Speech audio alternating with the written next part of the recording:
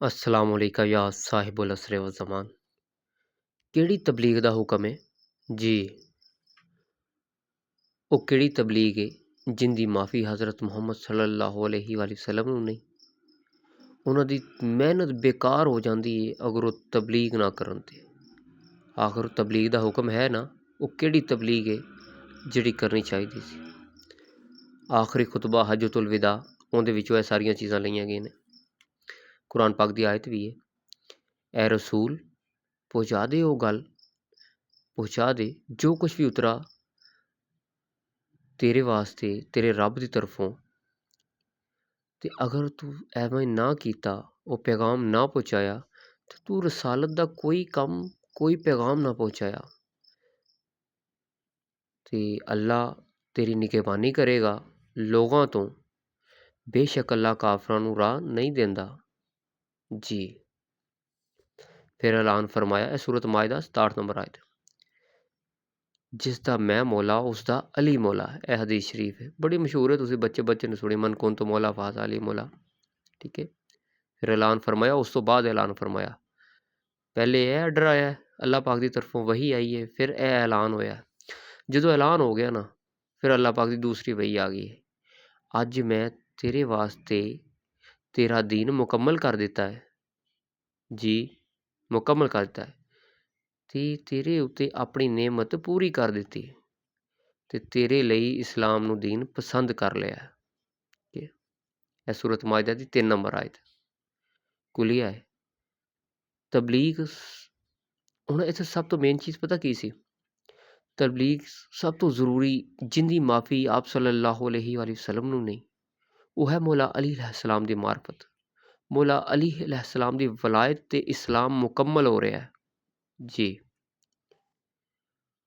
ਓਹੋ, ਵੈਸੇ ਇੱਕ ਗੱਲ ਦੱਸਾਂ, ਇਹ ਮੈਂ ਤੁਹਾਨੂੰ ਤਰਜਮਾ ਤੇ ਸੁਣਾ ਦਿੱਤਾ, ਤੇ ਤਰਜਮੇ ਦੇ ਵਿੱਚ ਕੋਈ ਕਵੇ ਕਿ ਨਹੀਂ ਜੀ ਤੂੰ ਕਹਿ ਕੇ ਬੁਲਾ ਰਿਹਾ ਹੈ, ਜਿਵੇਂ ਤਰਜਮਾ ਲਿਖਿਆ ਮੈਂ ਤੇ ਉਹ ਹੀ ਲਿਖਿਆ। ਠੀਕ ਹੈ, ਮੈਂ ਕੋਈ ਆਪਣੇ ਪੱਲਿਓਂ ਨਹੀਂ ਪਾ ਰਿਹਾ ਲਫ਼ਜ਼, ਇਹ ਜਿਸ ਤਰ੍ਹਾਂ ਤਰਜਮਾ ਸੀ ਮੈਂ ਤਾਂ ਉਹ ਲਿਖਿਆ। ਅੱਜ ਤਬਲੀਗ ਹੋ ਰਹੀ ਹੈ, ਕੋਈ ਰਾਈਵਿੰਡ ਆ ਕੇ ਕਰ ਰਿਹਾ, ਕੋਈ ਕਿਹੜੀ ਕਰ ਰਿਹਾ ਹੈ, ਲੇਕਿਨ ਅਗਰ ਉਹ ਤਬਲੀਗ ਮੌਲਾ ਅਲੀ ਦੀ ਵਲਾਇਤ ਦੀ ਨਹੀਂ ਕਰ ਰਿਹਾ, ਮੌਲਾ ਅਲੀ ਦੀ ਤਬਲੀਗ ਨਹੀਂ ਕਰ ਰਿਹਾ, ਤੇ ਕਿਹੜੀ ਤਬਲੀਗ ਕਰ ਰਿਹਾ?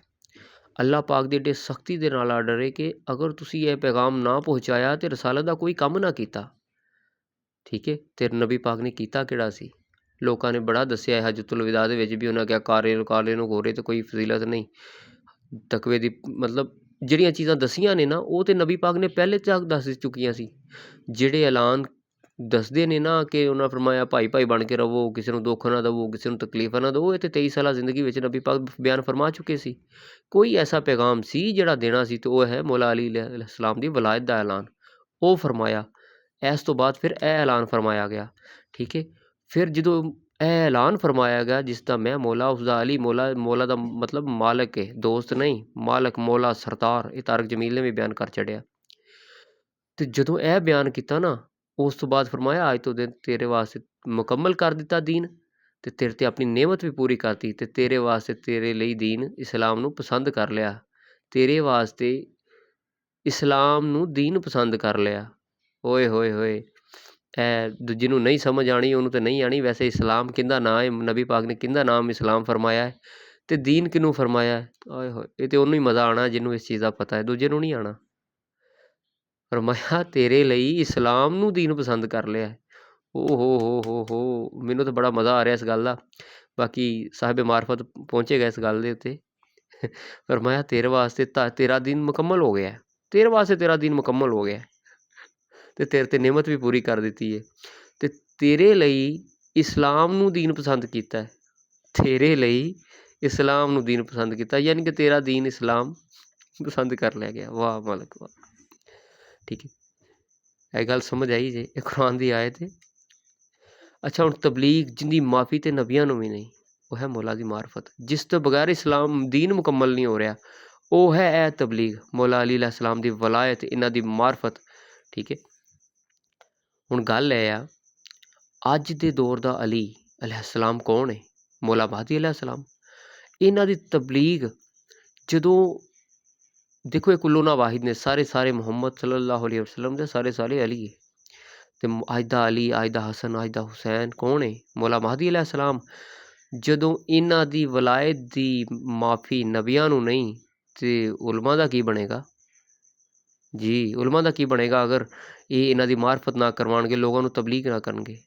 ਇਹ ਤਕਲੀਫ ਤੇ ਨਬੀਆਂ ਨੂੰ ਮਾਫ਼ ਨਹੀਂ ਤੇ ਫਿਰ ਉਲਮਾ ਦੀ ਕੀ ਵਕਤ ਹੈ? ਅੱਜ ਦੀ ਜਿਹੜੀ ਲਾਜ਼ਮ ਤਬਲੀਗ ਹੈ ਨਾ, ਲਾਜ਼ਮ ਤਬਲੀਗ ਹੈ, ਉਹ ਮਾਰਫਤ ਇਮਾਮ ਜ਼ਮਾਨਾ अलैहिस्सलाम है, ठीक है, जिंदी माफ़ी नहीं है, जिंदी माफ़ी नहीं है। ऐ सब तो ज़रूरी तबलीग है मारफत इमाम ज़मा अलैहिस्सलाम, जिंदी माफ़ी नहीं है। हिंदी ते नबियां नूं माफ़ी नहीं ते आलमा दा की बनेगा?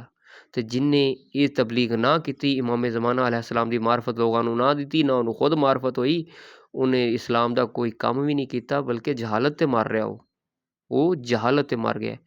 आज तो सब तो लाजम जो तबलीग है वो मारफत इमाम ज़मा है, जिंदी माफ़ी नबियां नूं भी नहीं। सरकार मारे जाओगे, तुसी पैसा बड़ा कमा लिया, हुण कोई हक गल भी बयान कर लो, तुहाडी मेहरबानी। उलमा की गल है वैसे मन्नी जाती है, लोग तो लकीर ते फकीर ने, ये उलमा सैट हो गए ना तो लोग तो अपने आप सैट हो जाएंगे। तुहाडी मेहरबानी, बड़ा पैसा कमा लिया तुसी, हुण कोई हक बयान कर लो, मार ते तुसी जाना ही है। मौला गए ना कब्रिस्तान ते गुलाम नूं फरमाया कि देख इत्थे किन्ने लोग मरे पे ने, जिन्हां हक की गल सिर्फ इस तो नहीं सी कीती, किते मारी ना जाइए, वो मारे तो तुसी भी जाना है। ठीक है, क्यों लोगों नूं जहालत च पाया होया जी?